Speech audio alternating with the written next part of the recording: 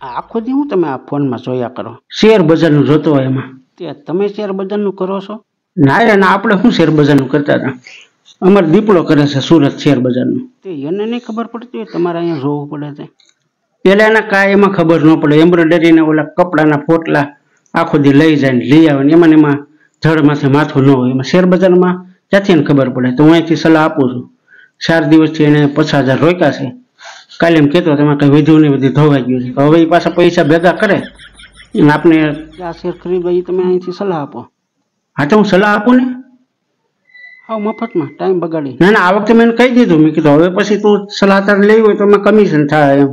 કારણ કે ભાઈ તારે પૈસા કામમાં છે, થોડાક અમને તારે દેવા પડે ને, સલાહનું કમિશન તો લાગે.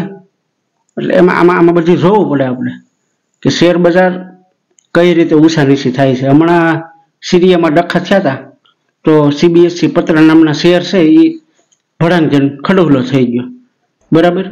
અને આ યુક્રેનનું યુદ્ધ થયું ત્યારે અમુક શેરે ઉછાળો માર્યો.